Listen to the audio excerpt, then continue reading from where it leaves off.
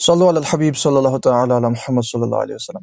میں عرض کر رہا تھا کہ ہم نے حب جاہ سے متعلق سنا، شہرت کی خواہش، ناموری کی خواہش، یہ بسا اوقات انسان کو کفر کی طرف بھی لے کے جاتی ہے کہ ایسے بندوں کو اگر شہرت کے لیے کفر بھی کرنا پڑے تو یہ معاذ اللہ کر گزرتے ہیں، یا کفر یا جملہ بولنا پڑے یہ بول دیتے ہیں، یا مال کی خواہش بھی بسا اوقات کفر تک لے کر جاتی ہے۔ لہٰذا انسان کو چاہیے کہ وہ اپنے ایمان کی اہمیت کو سمجھے۔ یہ عزت شہرت یہیں پر مٹی میں خاک میں مل جائے گی، کام آئے گا تو ایمان کام آئے گا۔ لہٰذا پوری دنیا مل رہی ہو نا تو آپ سب سے گزارش ہے، ذہن میں رکھیے گا، پوری دنیا مل رہی ہو، دنیا جائے باڑ میں، ہمیں ایمان پہ ہاتھ رکھنا چاہیے، ایمان پر ہمارا خاتمہ ہو، اس کے لیے دعا کرتے رہنا چاہیے۔ آئیے اپنے موضوع کی طرف بڑھتے ہیں۔ صلو علی الحبیب صلی اللہ تعالی علی محمد صلی اللہ علیہ وآلہ وسلم۔ آج ہم پڑھیں گے انشاءاللہ تعالی وضو کے فرائض کے بعد، وضو کے سنتوں اور مستحبات کے بعد، وضو کے مکروہات کے بعد، آج ہم وضو توڑنے والی چیزوں کا بیان پڑھیں گے۔ نازک موضوع بھی ہے، اس میں غلطیاں ہو جائیں تو بعض اوقات انسان کا وضو ٹوٹ جائے اور وہ اپنے آپ کو باوضو سمجھتا ہے، لہٰذا اس موضوع کو انتہائی توجہ کے ساتھ سننے کی مدنی التجا ہے۔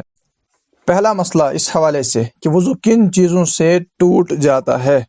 پہلا مسئلہ یہ ہے کہ پاکخانہ، پیشاب، ودی، مزی، منی، ان کے اخراج سے، یہ خارج ہونے سے وضو ٹوٹ جاتا ہے۔ پاکخانہ اور پیشاب، بعض لوگ تو ان کو ایک ہی چیز سمجھتے ہیں، لیکن یاد رکھیے گا یہ فرق ہے، ان دونوں میں فرق ہوتا ہے۔ پیشاب ہم اس کو کہ جب بھی کہیں پر نجاستوں کا بیان آگے آئے گا نا، تو جب بھی کہیں پر لفظ پیشاب آئے گا اس سے مراد ہوتی ہے لیکوڈ نجاست جو آپ سمجھتے ہیں، اور پاکخانہ یعنی بڑی نجاست جو آپ سمجھتے ہیں۔ تو اس چیز کا یہ جو ہے خیال رکھیے گا، کیونکہ آگے اس حوالے سے، پاکخانہ اور پیشاب کے حوالے سے نجاست غلیظہ کے احکامات آئیں گے، ٹھیک ہے، لیکوڈ نجاست کے الگ احکامات آئیں گے، اور ٹھوس جو نجاست ہوتی ہے اس کے الگ احکامات آئیں گے نجاست کے بیان میں، کہ ان کا وزن درہم کے برابر، یا مطلب اس کی تفصیل ہے۔ لہٰذا پہلے اس بات کو سمجھنا ضروری ہے کہ پاکخانہ کس کو کہیں گے اور پیشاب کس چیز کو کہا جائے گا۔ اس کی تفصیل جو ہے نا، ڈیفینیشن وغیرہ، یہ ویسے بہاری شریعت کے پہلے ہی حصے میں، اگر آپ جہاں سے تعریفات، ڈیفینیشنز ہیں، وہاں پر بھی اس کو بیان کیا گیا ہے۔ اسی طرح منی نکلنے سے بھی وضو ٹوٹ جاتا ہے، ٹھیک ہے، یعنی یہ تو وہ سفید گاڑھا پانی ہوتا ہے جس کے نکلنے کی وجہ سے انسان کی شہوت ختم ہوتی ہے، ٹھیک ہے۔ یہ سارے چونکہ احکامات ہمیں سیکھنے ہیں، یہ سارا کچھ بیان کرنا ہے، آپ توجہ سے سنیے گا کیونکہ ہے ہی طہارت کو۔ اور منی کے بارے میں یاد رکھیے گا، یہ اگر شہوت کے ساتھ خارج ہو تب تو غسل بھی فرض ہو جاتا ہے، یعنی اگر ایسے ہی مثال کے طور پر بوجھ اٹھانے کی وجہ سے خارج ہو گئی، ٹھیک ہے، تو اس صورت میں غسل فرض نہیں ہوگا، فقط وضو ٹوٹ جائے گا۔ لیکن اگر شہوت کے ساتھ بھی خارج ہو تب وضو بھی گیا اور بندے کا غسل بھی گیا، اس بندے پر غسل کرنا اب لازم ہو جاتا ہے جبکہ منی شہوت کے ساتھ خارج ہو، ٹھیک ہے۔ آگے بڑھتے ہیں، خون کے احکامات، ٹھیک ہے۔ اب خون کے حوالے سے چند باتیں سنتے ہیں۔ خون نکلنے سے، خون یا پیپ ہو یا زرد پانی کہیں سے نکل کر بہا اور اس کے بہنے میں ایسی جگہ پہنچنے کی صلاحیت تھی جس کا وضو یا غسل میں دھونا فرض ہے، تو اس سے وضو ٹوٹ جاتا ہے۔ اب اس کی تھوڑی تفصیل اور اس کو سمجھنے کی کوشش کرتے ہیں۔ دیکھیں، آپ کے جسم میں کہیں پر بھی جو ہے وہ زخم لگا اور خون نکلا، تو یاد رکھیے گا خون نکلنے کی 3 صورتیں ہوتی ہیں۔ کتنی صورتیں ہوتی ہیں؟ خون نکلنے کی جسم سے اس کی 3 صورتیں ہوتی ہیں۔ پہلی صورت تو یہ ہے کہ جیسے کٹ لگ گیا، چاقو لگ گیا، ٹھیک ہے، تو وہ کھال تھوڑی سی ہٹ جاتی ہے، اور ہوتا کیا ہے؟ ہوتا یہ ہے کہ خون کا رنگ ظاہر ہوتا ہے۔ ظاہر سی بات ہے، کھال تھوڑی سی ہٹے گی تو نیچے تو خون کا رنگ ہی ظاہر ہوگا، یعنی کہ یہ خون جو ہے یہ بہتا نہیں ہے، یا تو اس کٲشِر پٲٹھۍ وَنان کھٕش چھُ لگان، یہ ایسا مطلب سمجھ، کھٕش چھُ لگان پتہٕ چھُنہٕ خوٗن وسان کینٛہہ، بس یہ چھُ ظٲہر گژھان، یہ خون جو ہے بس دکھ رہا ہے، یہ اپنی جگہ سے ہٹ نہیں رہا، یہ بہہ نہیں رہا، نہ یہ ابھرا، کچھ بھی نہیں ہوا، بس کٹ لگ گیا۔ تو یاد رکھیے گا اس صورت میں وضو نہیں ٹوٹتا، نمبر 1۔ دوسری صورت یہ ہوتی ہے کہ خون جو ہے وہ چمکتا ہے، ابھرتا ہے، یعنی جیسے بعضوں کا سوئی لگتی ہے نا، یا چاقو کا کنارہ لگ گیا، تو اس صورت میں خون جو ہے ابھرتا ہے، ایک معمولی سی بوند بن جاتی ہے، چھوٹی سی معمولی سی، تو اس کے نکلنے سے بھی وضو نہیں ٹوٹتا۔ ہوگی دو صورتیں۔ لیکن تیسری صورت یہ ہے کہ زخم ایسا لگا کہ خون بہہ گیا، اب یہ جو بہتا ہوا خون ہے اس سے وضو ٹوٹ جائے گا۔ اور ہم نے اس میں پڑھا کہ ایسی جگہ پہنچنے کی صلاحیت تھی کہ جس کا وضو اور غسل میں دونوں فرض ہے، تو ظاہر سی بات اس میں تو پورا جسم ہی آ گیا نا۔ اب اس کی تھوڑی سی وہ تفصیل ہے، مثال کے طور پر آنکھ میں دانہ تھا، وہ اندر ہی ٹوٹ گیا، اندر ہی پھیلا آنکھ کے اندر، کیونکہ آنکھ کے اندر کا حصہ جو آپ سفید سفید آنکھ کا حصہ دیکھ رہے ہیں، اس کا دونوں تو غسل میں فرض نہیں ہوتا نا، تو آنکھ کے اندر ہی دانہ تھا، وہیں سے ٹوٹ گیا، آنکھ کے اندر ہی پھیلا، تو اس سے تو وضو نہیں ٹوٹتا۔ یہ سمجھنا ہے اس اعتبار سے، ورنہ باقی پورے جسم میں کہیں پر زخم لگ گیا، خون بہا، تو آپ کا وضو ٹوٹ گیا۔ یہاں تک کہ کوئی بندہ ایسا تھا کہ جب اس کو خون آیا نا، تو اسے مسئلہ ہے کہ اگر خون بہہ جائے گا تو وضو تو ٹوٹ جائے گا۔ اس نے یہ کیا کہ اس نے فوراً جو ہے وہ روئی لی یا کپڑا لیا، خون کو پونچھ دیا، پھر آیا، پھر اس کو پونچھا، پھر آیا، پھر پونچھا، یہاں تک کہ اس نے بہنے ہی نہیں دیا۔ تو ایسی صورت میں اس بندے پر لازم ہے کہ یہ غور کرے گا کہ اگر میں نہیں پونچھتا تو کیا بہہ جاتا؟ ہاں بہہ جاتا۔ تو اگر بہہ جاتا نا، تو بھلے آپ نے اس کو پونچھا، تب بھی آپ کا وضو جو ہے یہ جاتا رہا، ٹوٹ گیا۔ اس بندے پر نئے سرے سے وضو کرنا نماز کے لیے یہ لازم ہے۔ اب بسا اوقات ایسا ہوتا ہے کہ بندہ جو ہے وہ کوئی چیز منہ سے کاٹتا ہے تو اس پر خون کا اثر ظاہر ہوتا ہے، جیسے سیب کو کاٹا اور خون کا اثر ظاہر ہوا، تو ظاہر سی بات ہے یہ بہنے والا خون نہیں ہے، تو اس سے بھی وضو نہیں ٹوٹے گا۔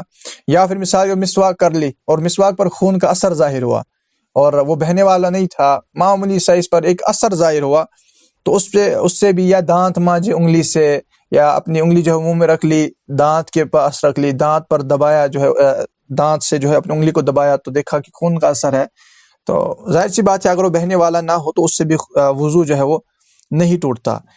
لیکن اس میں ایک چیز یہ ہے، جو ہے وہ کسی نے تھوکا اور تھوک میں خون جو ہے اس نے دیکھا، تو اس صورت میں کیا احکامات ہوں گے؟ اس کی دو صورتیں ہیں، یہ ذہن میں رکھیے۔ کسی نے مثال کے طور پر تھوکا، ٹھیک ہے، اور وہاں پر خون کا اثر ظاہر ہوا، تو اس صورت میں یاد رکھیے گا رنگ کا اعتبار ہوگا۔ اگر اس کا رنگ، میں آپ کو اس میں بالکل ایزی ڈیفینیشن بتاتا ہوں، بالکل ایزی، اگر رنگ سرخ ہوا، ریڈ، اس صورت میں وضو ٹوٹ جائے گا، یعنی تھوک اگر سرخ ہوئی تو وضو ٹوٹ گیا، تھوک اگر یلوش، پیلے رنگ کی ہوئی تو وضو نہیں ٹوٹے گا۔ یہ آپ کو سمجھ آ گیا ہوگا۔ اب دیکھیے اسی کے ساتھ خون نکلنے کے مسئلے کے ساتھ آ جاتا ہے انجیکشن کر لیا تو اب کیا وضو ٹوٹے گا؟ تو ظاہر سی بات ہے، آپ انجیکشن لگا رہے ہیں، یہ آپ رگ میں لگائیں گے یا گوشت میں لگائیں گے؟ جب آپ رگ میں لگائیں گے نا، تو ظاہر سی بات ہے ڈاکٹر اس وقت یا جو انجیکشن کر رہے ہیں وہ تو خون اوپر کھینچتے ہیں نا، تو جیسے ہی کھینچا تو یہ بہہ گیا نا، تو بہتا خون ہے تو وضو ٹوٹ گیا نا، وضو گیا۔ یا ڈرپ لگواتے ہیں، تو جب یہ رگ میں ڈرپ لگاتے ہیں تو ظاہر سی بات ہے خون جو ہے وہ بہنے کی مقدار جو ہوتی ہے، اس میں بہنے کی مقدار کے برابر یا اس سے زیادہ یہ اس نلکی میں آ جاتا ہے، تو ظاہر سی بات ہے مطلب یہ ہے کہ خون بہہ گیا، لہٰذا وضو ٹوٹ گیا۔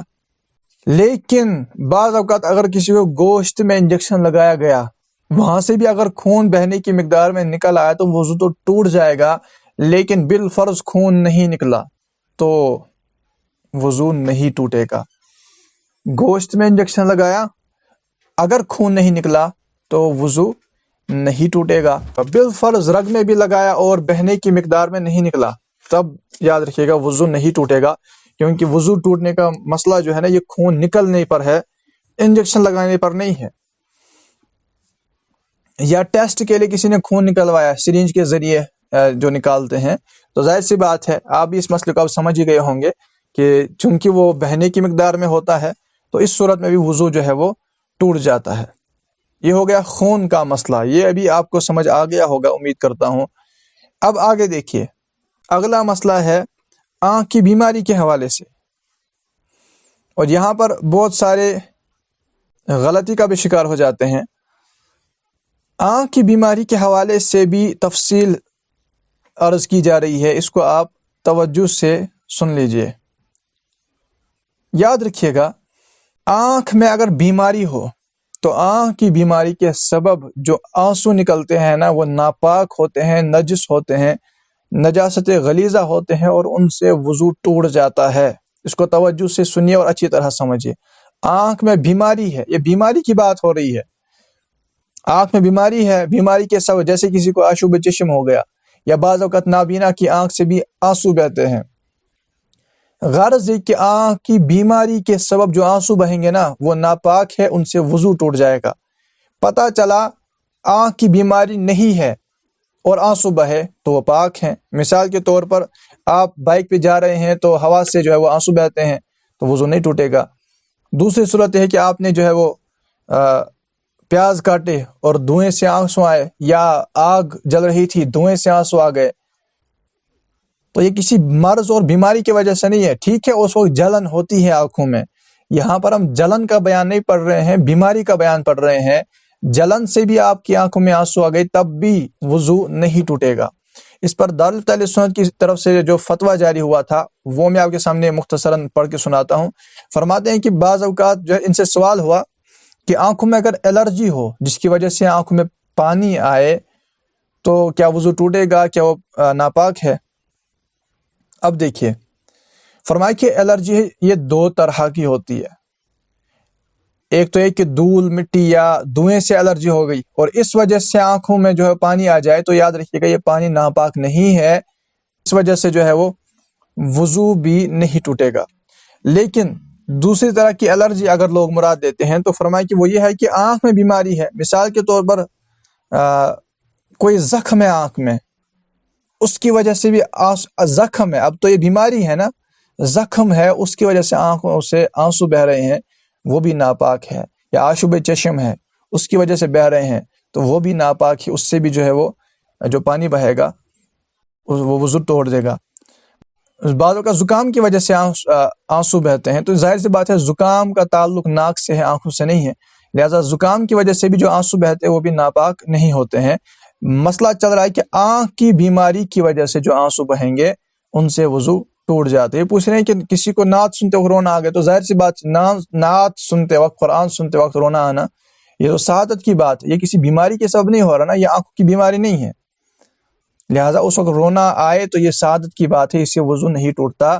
یاد رکھیے گا، مسئلہ یاد رکھیے نا، آنکھ کی بیماری کے سبب جو آنسو آتے ہیں وہ ناپاک ہوتے ہیں، وہ وضو توڑ دیتے ہیں، اور بعض لوگ انہیں اپنے کپڑوں سے پوچھ رہے ہوتے ہیں۔ اللہ کے بندے، یہ ناپاک ہے، آپ اس کو اپنے کپڑوں سے پوچھ رہے ہیں، نماز اسی کپڑے میں پڑھیں گے، پھر آپ کے نماز کے مسائل کھڑے ہوں گے۔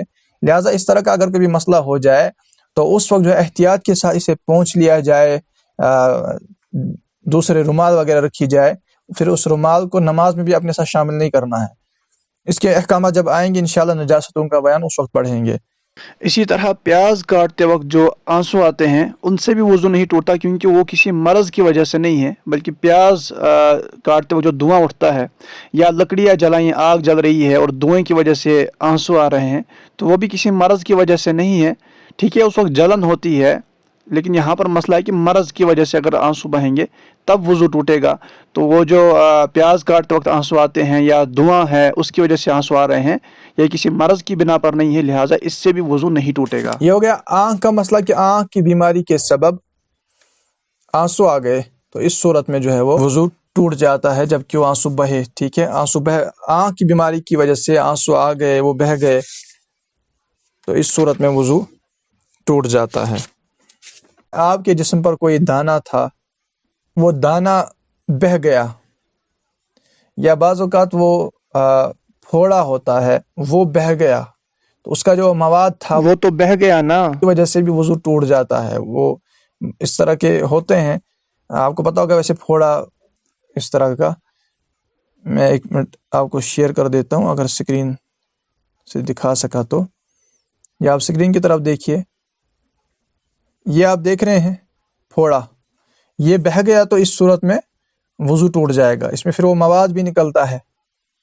کسی مثال کے طور پر کسی نے اس کو نچوڑا تو اس کے اندر جو مواد ہوگا وہ نیچے بہہ کر نکلے گا, تو ظاہر سی بات ہے وضو تو گیا. چھالا نوچ ڈالا, علماء فرماتے ہیں کہ کسی نے چھالا جو ہے وہ نوچا, اس کے اندر جو پانی تھا وہ بہہ گیا, تو اس صورت میں وضو ٹوٹ گیا. ناک صاف کی, اس میں جمع ہوا خون نکلا, تو اس صورت میں بھی وضو نہیں ٹوٹے گا. اندھے کی آنکھ سے جو رطوبت بوجہ مرض نکلتی ہو تو وہ بھی ناقض وضو ہے, ناپاک بھی, وضو بھی ٹوٹ جائے گا. آگے بھی اس کے کئی سارے مسائل ہیں وضو ٹوٹنے کے حوالے سے, جیسے قئی الٹی آنے سے وضو ٹوٹنے کے مسائل, نیند آنے سے وضو ٹوٹنے اور نہ ٹوٹنے کی صورتیں, وہ بھی انشاءاللہ آگے بیان کرتے ہیں. یہ ابھی یہاں سے سوال پوچھ رہے ہیں کہ اگر نماز میں وضو ٹوٹا تو کیا کریں. وضو ٹوٹا تو جا کر بندہ نیا وضو کرو, نئے سرے سے نماز پڑھے. اب اگر آپ جماعت کی بات کر رہے ہیں, اصل میں کیا ہونا ہے کہ نماز کے دوران وضو ٹوٹ جائے تو اس کی کچھ صورتیں ہوتی ہیں, وہ ایک تفصیلی موضوع ہے. بہتر بھی یہ ہے کہ یہ بندہ جائے نیا وضو کر کے نئے سرے سے نماز پڑھے. بنا کی شرطیں وغیرہ وہ 13 ہیں اور وہ بڑی مشکل ہے. بہرحال وضو ٹوٹا تو بندہ جائے وضو کر کے نئے سرے سے نماز پڑھے.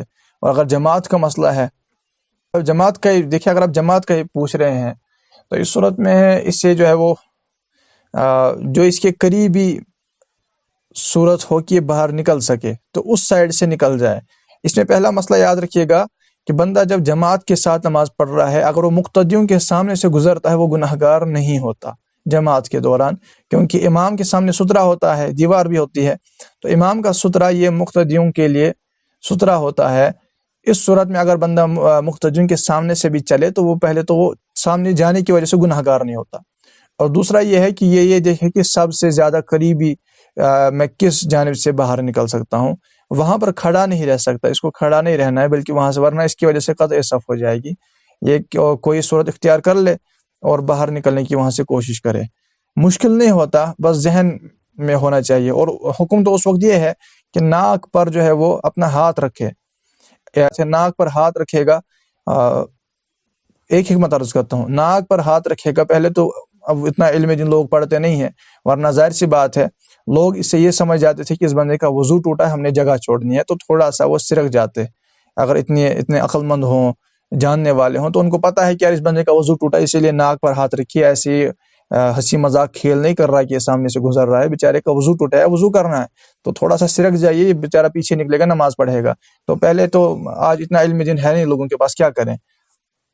علم دین میں ہر مسئلے کا حل تھا, اب لوگ سیکھتے نہیں, تو اس میں علماء کیا کر سکتے ہیں.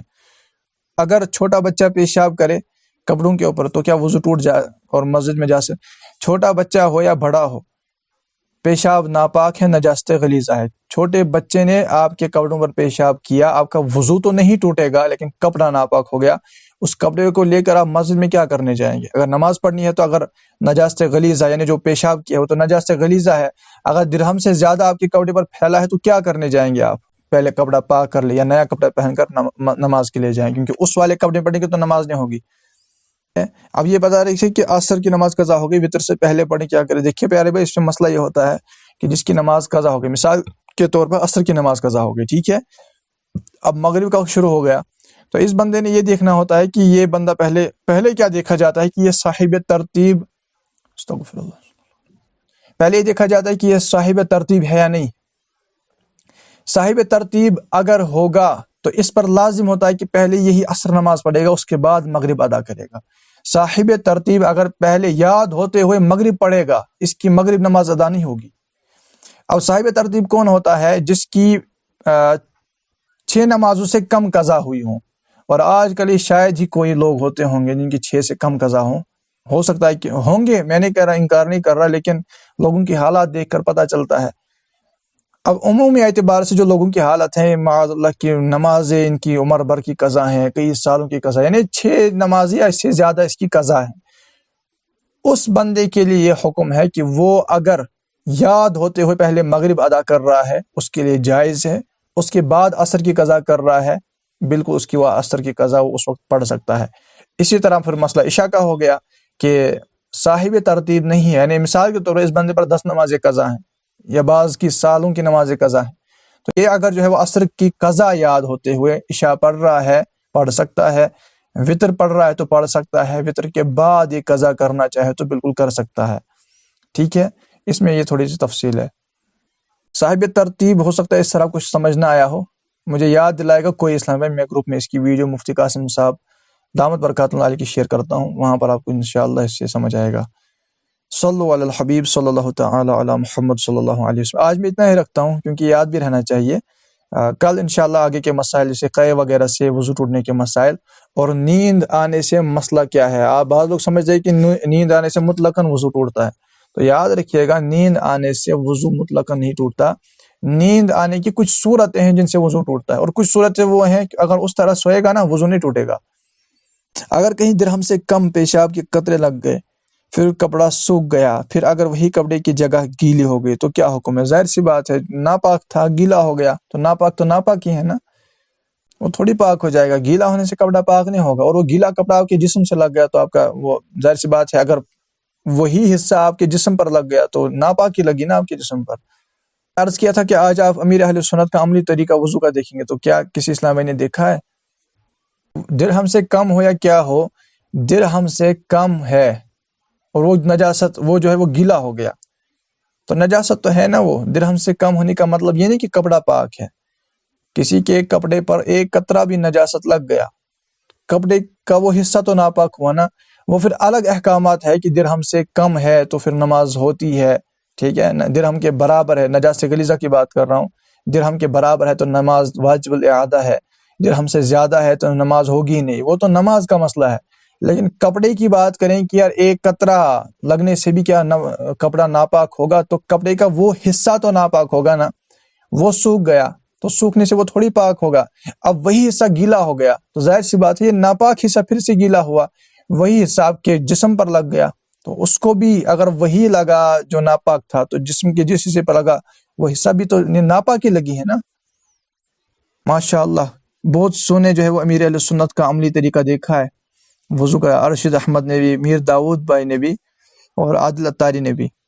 ارشد احمد نے کل ہی دیکھا ہے، شیخ ساحل ماشاءاللہ، اور سگے اتار جزاک اللہ، جی دیکھا میں نے بھی سگے اتار، ماشاءاللہ، اللہ تعالیٰ سب کو بہترین جزا دے۔ اور جنہوں نے نہیں دیکھا وہ پھر آگے کے مسائل میں یہ انہوں نے بھی پڑھ لیا ہے ماشاءاللہ، دیکھ لیا ہے، اللہ تعالیٰ بہترین جزا عطا فرمائے۔ جنہوں نے نہیں دیکھا ہے وہ پھر کل مجھے یہ نہیں کہے گا کہ اسرا بھائی فلاں مسئلہ سمجھ نہیں آ رہا، اس کی کیا تفصیل ہے۔